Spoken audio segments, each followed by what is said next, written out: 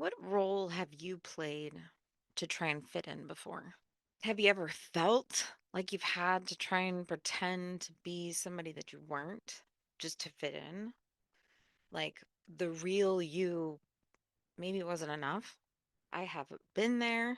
It is something I struggled with my entire life. The truth is, when you truly and fully embrace who you are, that's when everything changes.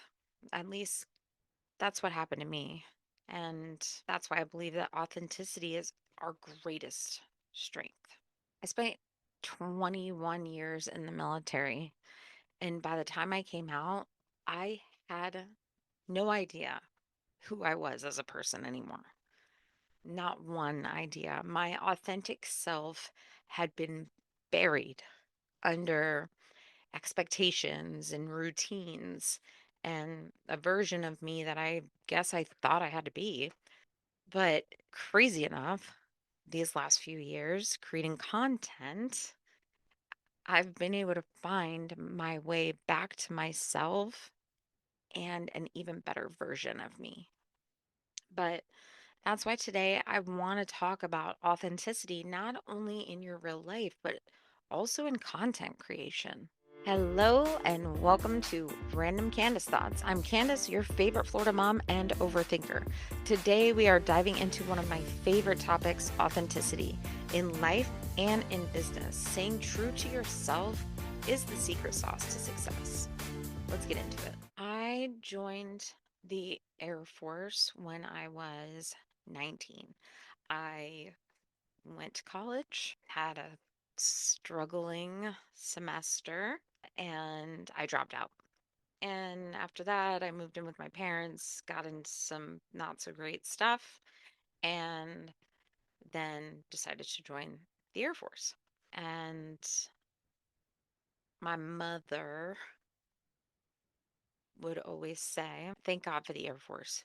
Had it not been for the Air Force, I may not have been around much longer. So she always said that. And it's true because I was kind of falling apart as a teenager. I was trying to find my way. I was falling in, making bad decisions, jumping from relationship to relationship, all the fun things that you do, sneaking out when you're a teenager, when you're just dropped out of college and living with your parents again. So I joined the Air Force. I went to basic training, and the military did what it did. It literally broke me down into a shell of, I guess, my former self, and then built me back up into the airman that they needed me to be at the time. And despite that, I was able to hold on just a tiny bit of my self identity while still being a uniform part of the military. I think that was something that benefited me while I was in because I just got goosebumps. I don't know why. I think that's something that benefited me while I was in. I was always the one that asked the tough questions. I was always the one that took on the hard challenges. And sometimes that set me apart from other people. And I believe that my little piece of self identity that I retained was how I was able to progress so quickly and so far in my career. And then we can talk about living with a toxic narcissist for 17 years, being married to him for 16, whatever. Mm. 16 years of emotional and mental abuse from a narcissist. When you're done after that, you really got to build yourself back up. And I didn't only have to build myself up, I had to build up my kids while still in the military. The last straw with him, and if you ask him, he'll tell you I left him in a mental hospital because I did. I did. It was my one chance to get away. One of the last things that he said to me, that he had intentionally tried to sabotage my career because he could not handle that I was more successful than he was. Leaving that marriage was one of the most difficult things because, mind you, we had 4 children. I had 4 children with this man. It was one of the hardest yet empowering things I had ever done in my life up to that point as an adult. And just like the Air Force, I had to redefine myself on my terms and find my strength again. As we know now, after I retired from the Air Force, finding myself, starting a business, creating content, and talk about the pressure to be perfect all the time. Perfect videos, perfect lighting, perfect words, perfect music, perfect this, perfect that, perfect everything. Do you have enough followers? Do you not have enough followers? That was very difficult for me to understand that I wasn't creating content for me in my business.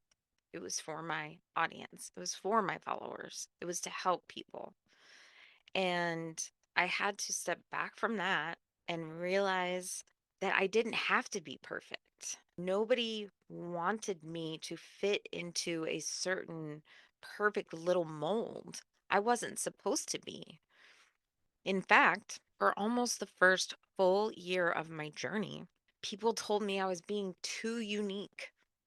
I was being too authentic in my content. I wasn't following the strict guidance on how to create content when building a business. And I made the decision to say, F it. I made the decision to say, F it, and just keep going and doing what I wanted to do and kind of closing that door and finding other people that had the same views as me, and it completely changed my life and my business and my content. Completely changed it. That was when I was really able to break free from trying to be perfect all the time. I didn't need to wear makeup every time I made content. I didn't need to have on the perfect clothes. I didn't need to have my hair brushed. I don't even think I brushed my hair today. I think I sprayed some dry shampoo in it and went on about my day. So there's no need to be perfect because people don't need perfect. Do people like to see perfect and fancy? Yeah, sure. But they don't always want to see that. Sometimes they want to see the shit show. But the pressure to be perfect really does kind of get to you and put you in a headspace that's could cause you to quit. I would say the turning point for us in our business really came when I started to embrace the uniqueness of me, of our family, of who we were.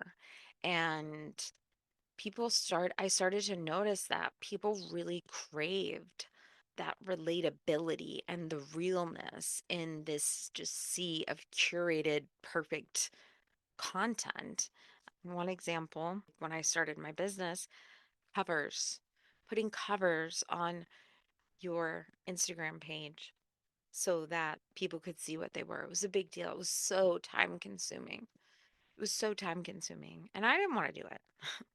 I hired my daughter. She was my assistant. And that's what she would do all night long. She would just change the covers, make the covers look different. I realized this is taking up too much time. And why would I waste my time on when people really don't care? I'm still able to gain followers without creating these fancy covers for my Instagram page. Some of my most follow heavy content, I would say, has come from me just being real and sharing my story and talking about my struggles and sharing that with other people because maybe they are afraid to come online and they're looking for somebody who isn't that could share a story and they could write a comment. Honestly, sharing your struggles and your quirks, I mean, it builds trust. And that's what we're here to do. We're here to build a community, build trust, and get people to know and like you. Here's some recommendations for you to just be your authentic self online. Very practical ways. Just show up as yourself. Share behind the scenes stuff. Share the unpolished moments, no makeup, the messy house, the dirty clothes. Share it. than unbrushed hair. Speak in your natural voice. We just talked about this, Jennifer and I, on the Social Circle podcast, where we go through all things related to business and content creation in the space. And we just talked about the need to speak in your natural voice. There's no need for you to have corporate jargon and a bunch of other things. Just talk like yourself and share your values and opinions that align with you and your brand, because that's what you're building here. You are building your brand. Your brand's the most important, not the brand you're selling, but you. People buy from you. Just be your authentic self. Today's random life lesson: you can't connect with everyone, but you can deeply connect with the right ones when you can show up as who you are. And before I go today, I want to introduce a new segment that I would like to include every week, and that is Oliver's Light. If you have not listened to previous podcasts, in episode 4, I discussed my grandson Ollie and who he is and how he has impacted our lives. Be sure to check that out if you haven't. It's a great episode, and it just kind of tells his story. But to make sure that I'm constantly saying his name and to make sure that I'm always remembering him, I'm going to introduce every week Oliver's Light. And all it is a space to share something positive. It'll be inspired by him. And one day I would like to get to a point where people are writing in their positive things that I would be able to share on the podcast. This could be anything from a random act of kindness, a meaningful quote, or maybe a lesson, and we can keep it short. But that's why I want to make sure that he stays powerful, and I want to keep his name alive, and I want to encourage listeners to carry that light forward in your own way. And for the very first Oliver's Light segment, I would like to introduce you to Riley. This is our new baby. He is estimated to be about 6 years old. We were just looking at the shelter and we couldn't leave him there. So you understand why, right? Thanks for hanging out with me on today's episode of Random Candace Thoughts.